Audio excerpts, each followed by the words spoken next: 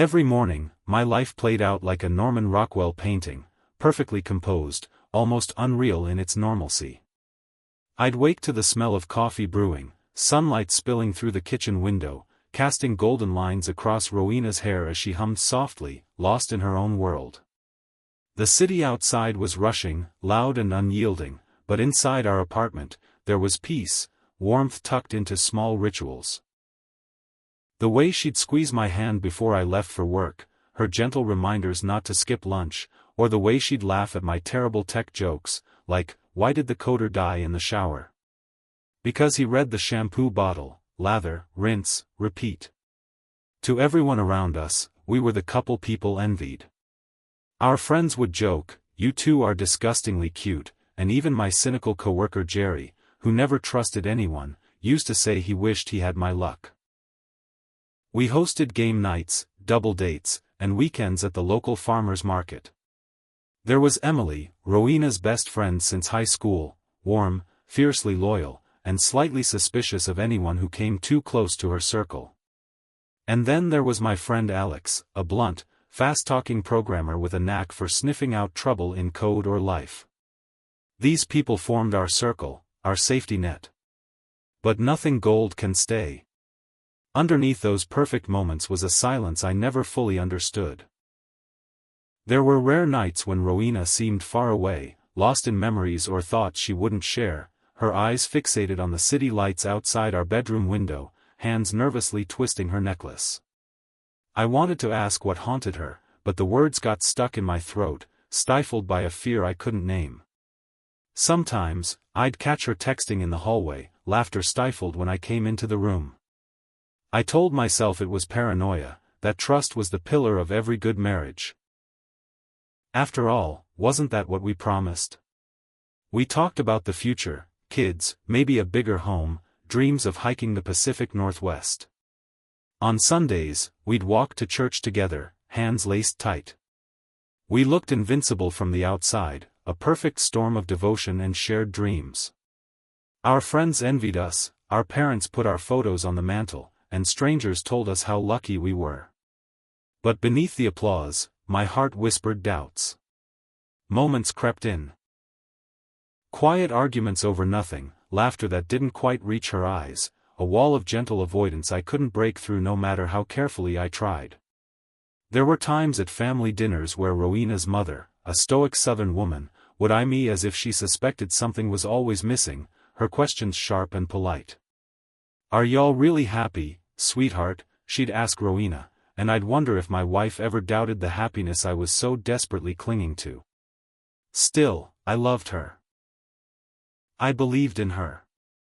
I built my life around the certainty that love, respect, and loyalty would always be enough. But no one tells you that some storms start with the softest winds, the barely there chills signaling the ruin to come. In those last few months before everything fell apart, I started to lose myself in the cracks. Was I doing enough to keep her happy? Was her smile changing, or was it my own paranoia making ghosts of shadows in the hallway? I buried my doubts with late-night work sessions, side projects, and over-the-top gifts. I told myself every marriage had unspoken worries, that Rowena's quiet nights were just a phase, that love would heal the silences. But the harder I tried to hold our world together, the more invisible the fissures became. I had no idea the real story of our marriage was playing out in secrets and half-truths just beyond my view. Looking back, maybe someone like Alex sensed it. Maybe even Emily picked up on Rowena's shifting moods. But when you're standing in the middle of a dream, you'll do anything to avoid waking up. We were the image of happiness, until the day someone struck a match, and every illusion I cherished burned down in front of me. And with that, I invite you to follow me as the foundation of my perfect world begins to tremble. What would you do if you sensed something was slipping from your grasp, but you couldn't name it? The signs are coming. The cracks are widening. Stay with me. The human heart has a way of knowing long before the mind is willing to listen. It started as nothing, a missed text here, a hurried explanation there. One evening, I came home to find Rowena standing in the hallway, clutching her phone. Her face shifted with a flicker of worry before she tucked the screen to her chest and smiled, just Emily being dramatic again, she shrugged, waving it off. But my stomach twisted. Emily was outspoken, yes, but never clingy. The laugh that followed was too tight, too rehearsed. Days blurred into one another, yet the tiniest changes felt monumental. Like how Rowena, who used to leave her phone on the kitchen counter, now kept it glued to her side, screen down, notifications on silent.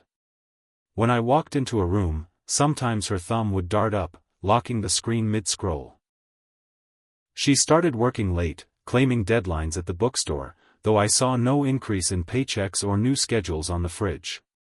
Her cologne was different, sharper, too sweet, and it lingered even when she returned well past dusk. I argued with myself. "Don't be ridiculous, Ralph," Jerry barked at Friday's poker night when I quietly mentioned Rowena's new habits. "She probably just needs space. Women are complicated." But Alex exchanged a look with me, his quick intuition sparking. "Trust your gut, man. Nothing's just different for no reason," he whispered over his cards. Even Emily became oddly distant, showing up at our place less and less. One night after dinner, she cornered me at the sink, voice low. "You too good?" she asked, eyes flickering from Rowena, laughing in the living room, back to me. I forced a smile. "Of course," I lied. Emily lingered a moment, like she wanted to say more, then dropped it. Doubt began to consume me, entering my dreams and poisoning my waking hours. I replayed every moment, her eyes, her hands, the way she answered my "How was your day?" with canned stories that never seemed to change. There was the Saturday she left for yoga with coworkers, but returned with hair tousled, cheeks flushed, and a Starbucks cup with a name I didn't recognize. When I reached for her, she stepped away, busying herself with the laundry. My mind spun. Was I being too controlling? Too suspicious? Or was something really wrong? I became a collector of clues, receipts buried in the trash, unexplained Uber rides, stray texts with cryptic emojis I'd never seen from her before. Each piece gnawed at my sanity, but every time I worked up the nerve to ask, Rowena's answers were gentle, plausible, nonchalant, a masterclass in calm deflection. The trauma, I learned, wasn't always the betrayal itself, but the slow erosion of certainty. 1,000 papercuts of doubt that never bled enough to kill, but never quite healed. At night, I lay awake, listening to Rowena's breathing, so even, so innocent. I wished I could believe it was just my imagination. But a darkness was coiling in my chest. And yet, I did not confront her. Not then. Like so many others, I clung to hope, desperate for my old world to be real. I tried to tell myself that marriage was about trust, that to question without proof was a betrayal of my own. But deep down, I felt it, the ground shifting, the fissures growing, my life's foundation splintering in silence. I started keeping a journal, writing down every strange detail, her changes, my fears, those nagging moments when her love felt just slightly out of reach. There's a kind of madness in loving someone so much you excuse every red flag, just to cling to what you once had. And still, with every unanswered call, every distant smile, every night spent alone on the couch while Rowena claimed to be catching up with old friends, I found myself becoming the person I never wanted to be, paranoid. Distrustful. Afraid. I wish I could say I discovered the truth with a single, shattering revelation. But in reality, it was the slow drip of confusion, denial, and heartbreak, a storm that built over weeks, then months, until even the strongest parts of me began to snap. If you've ever doubted yourself for questioning the person you love, you are not alone. I lost myself in those doubts before I ever lost Rowena. The stage was set. The walls were closing in. All it took was one tiny spark for everything to ignite. There are moments in life when time doesn't just slow, it grinds to a halt, trapping you in a nightmare you can't wake from. It happened on a night like any other. The apartment was awash in the glow of Christmas lights, the air thick with cinnamon and hope. Rowena had just given me her Snapchat password as a Christmas gift, the way only someone utterly devoted would. "You can check anytime, Ralph. I want you to know I have nothing to hide." She smiled that sweet, unguarded smile, the one I had memorized, the one I wanted so desperately to believe in. For a brief moment, I almost felt foolish for ever doubting her. But real trust, I discovered, isn't born from grand gestures, it's torn apart by small, haunting inconsistencies. Later that night, unable to sleep, I sat alone while Rowena dozed on the couch, her head resting on my shoulder. The TV flickered in the background. Her phone sat on the coffee table, unlocked, vulnerable, almost daring me to pick it up. My hands trembled as I entered the password. A sick thrill twisted in my chest, a mix of guilt, relief, and inexorable dread. The app opened, and a world I never imagined unfolded before my eyes. First it was a name, Vin, someone who had never been part of our lives, never mentioned in passing, never shown up at any gathering. I scrolled, the messages, casual at first, became flirtatious, then graphic, spiraling into a language of desire that made my skin crawl. There were dates, inside jokes, explicit pictures. References to hotels, secret meetings, moments of intimacy mapped out in digital ink that I could never erase from my mind. I couldn't breathe. My vision blurred. For a moment, I was aware of the hum of the world outside our window, horns, sirens, laughter spilling from nearby apartments, while my world dissolved in utter silence. I replayed our last few months, every sweet interaction twisted into sick parody by what I'd just read. Suddenly, all those late nights, mysterious texts, the cologne on her clothes, they all made sense. My mind flooded with memory after memory, Rowena giggling with her phone long after midnight, swearing it was just Emily, the way she'd pull away from my hugs, the way her eyes darted when I asked about her day. My life became a jigsaw puzzle, one I now realized had been missing crucial pieces all along. But the worst betrayal wasn't even in those messages. It was the lie she made of our love. The fact that she could look me in the eye every single day, share our bed, touch my face, whisper, "I love you," and still carry on a secret life. I spent the rest of that night racked with every possible emotion, rage so raw my hands shook, grief so deep it stole my breath, shame for ever believing in us, and above all, a loneliness so vast I feared I would never find my way out. At dawn, I found myself on the balcony, clutching her phone as if it could explain itself. I called Alex, my voice barely holding steady. He listened in silence, then just said, "You need to confront her, man. You deserve the truth, even if it ruins you." The day crawled by. I went through the motions, my words mechanical at work, my attention fractured. Jerry, always blunt, nudged me during lunch, "You look like hell, Ralph. Trouble at home?" I managed a weak smile. Emily texted that afternoon. "Thinking of you both, hope the holidays are good," oblivious to the bomb that had just gone off in my heart. That evening, as dusk crept over the city, I finally faced her. Rowena was preparing dinner, humming to herself, so ordinary it was almost surreal. I set the phone on the counter. My voice, when it came, felt like it belonged to a stranger. "I know about Vin." Her hand froze, hovering over the cutting board. For a split second, I saw everything, fear, denial, calculation, flash through her eyes. Then she tried to perform, to lie her way out. But I had seen too much. The walls came down. What followed wasn't a dramatic fight, it was quieter, but so much crueler, tears, apologies, excuses that crumbled with every screenshot, every memory I threw on the table. Our perfect world fell apart piece by piece, her betrayal, my blindness, the love we both swore was different. Yet, amidst the ruin, clarity settled, I was no longer just a victim. I was a man forced to see the truth of my own life, stripped bare, standing at the threshold of something new. Painful as it was, there was a strange freedom in facing the ugliest truth. I looked at Rowena and realized the person I'd loved never truly existed. That knowledge, as shattering as it was, set the stage for everything that would come after, the fight, the heartbreak, the long road to healing. And so, as the illusion of my marriage dissolved into bitter daylight, I made a decision. I would not let this betrayal define the rest of my life. The collapse of everything I thought I knew was only the beginning.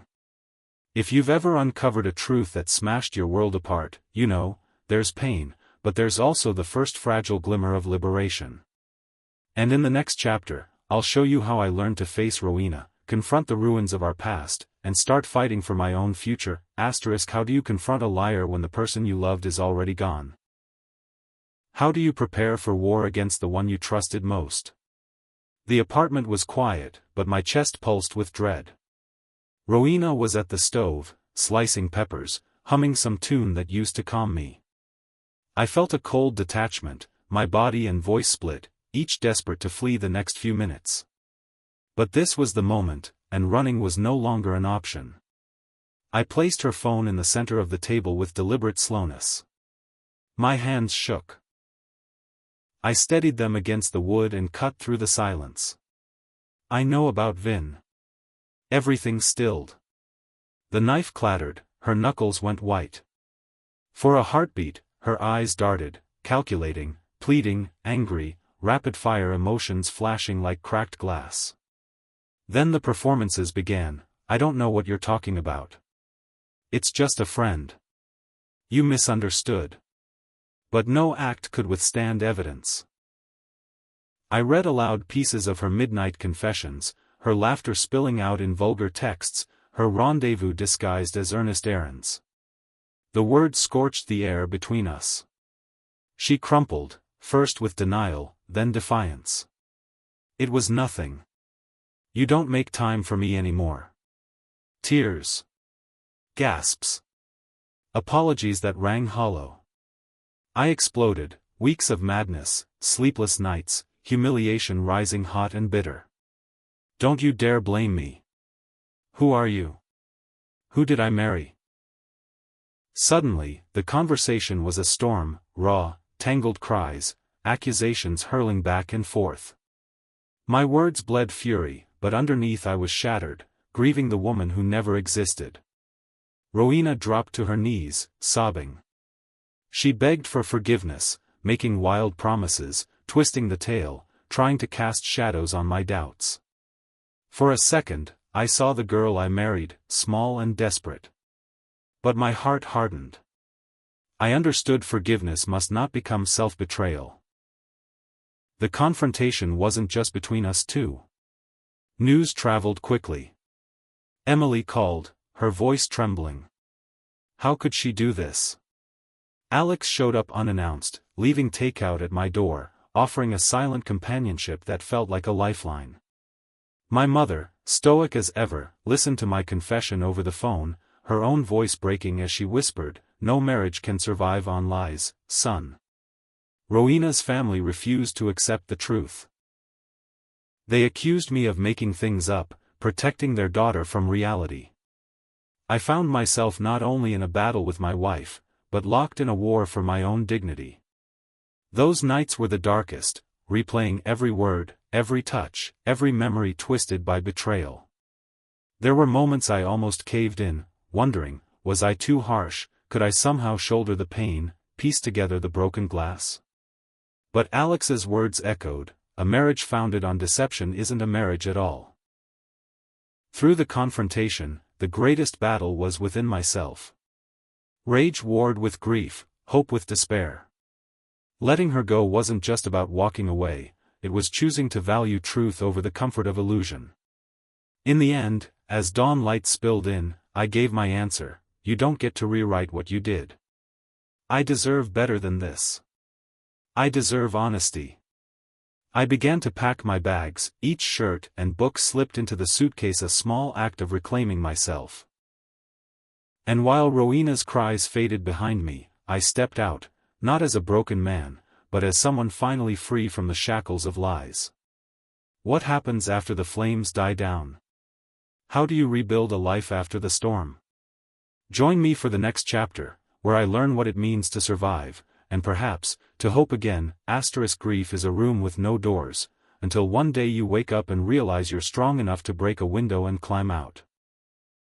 The days after I left Rowena felt endless, as if time itself was punishing me for believing in fairy tales. My new apartment was small, the walls bare except for the suitcase I never fully unpacked. The silence was deafening, a constant echo of the life I'd lost. I moved through each day in a daze, haunted by the scent of her lingering on my clothes or the memory of her laughter slipping through the cracks of memory. The nights were worst.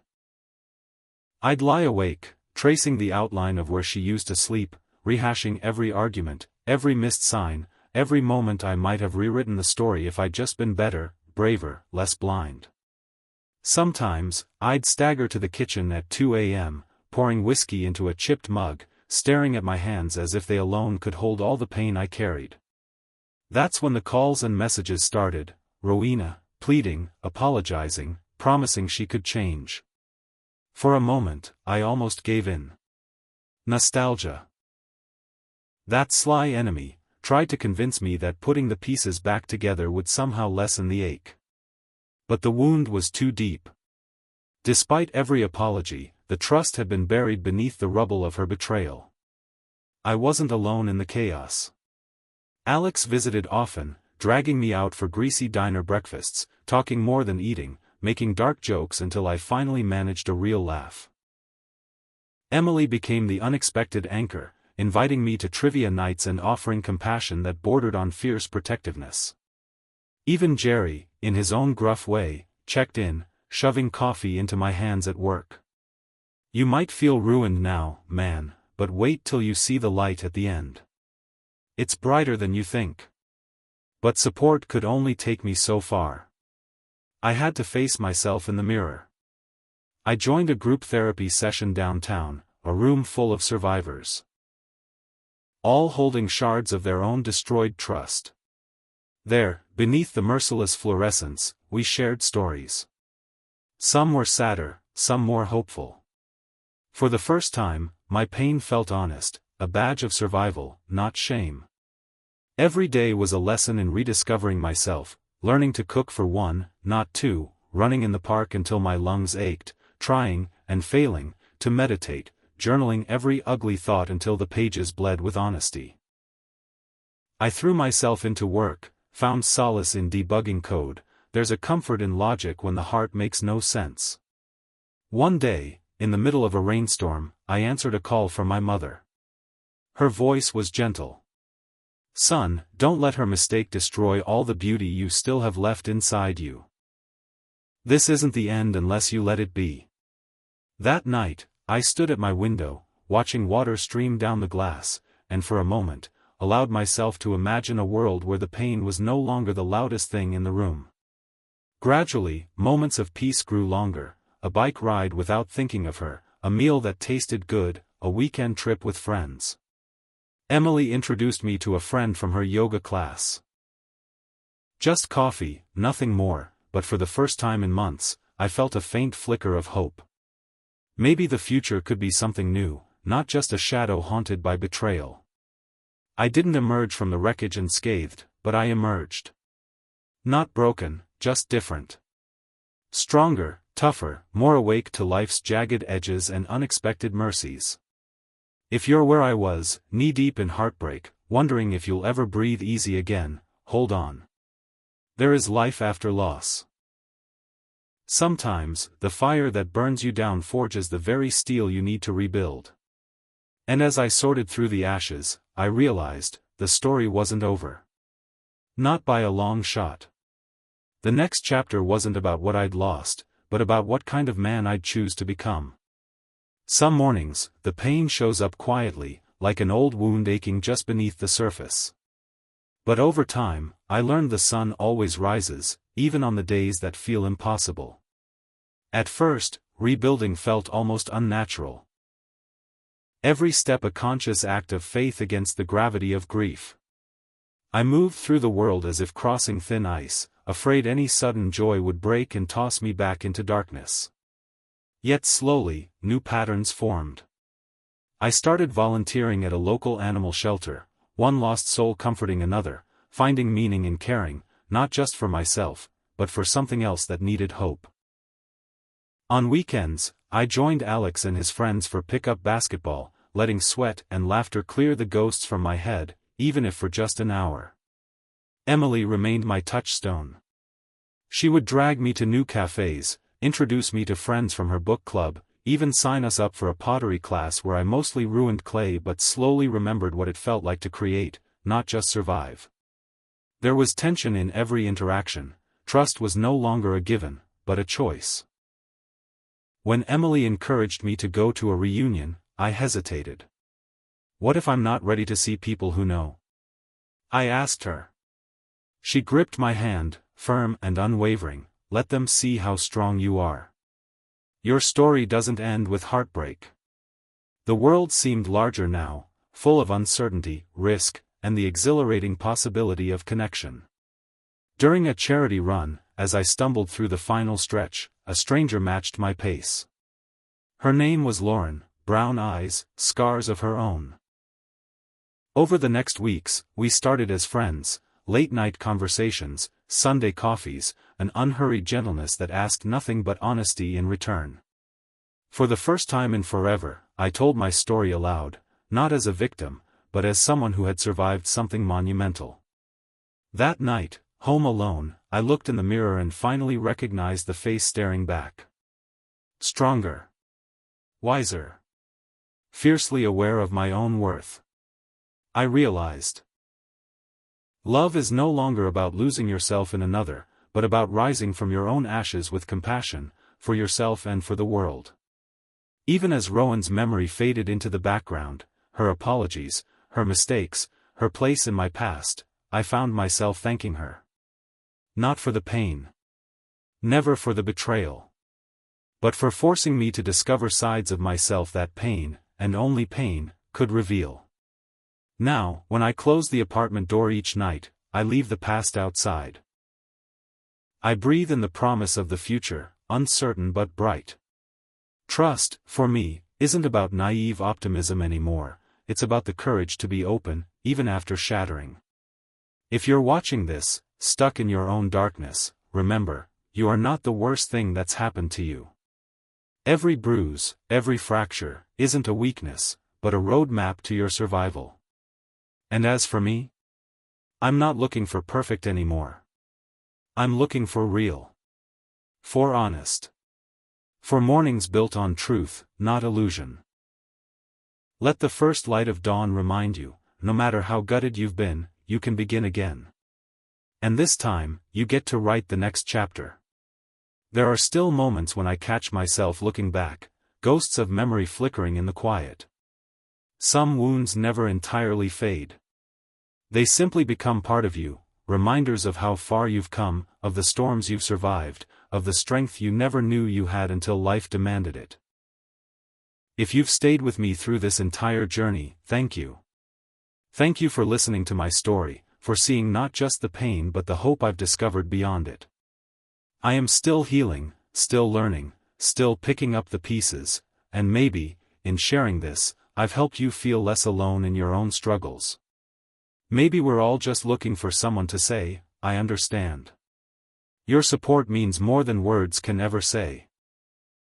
If my story touched you, if you found comfort or courage here, I would be so grateful if you could like, share, or comment your thoughts below. Your feedback helps me, helps this channel, and, most of all, let someone out there know they're not alone. Let me know what you think, share your own experiences, or tell me what topics you'd like to see in future videos. This community is built on honesty and empathy, and together we can make space for real stories. For healing, for growth, and for hope. Thank you again for being here. Remember, no matter how dark it gets, dawn always finds a way. Take care of yourself, and I hope to see you in the next video.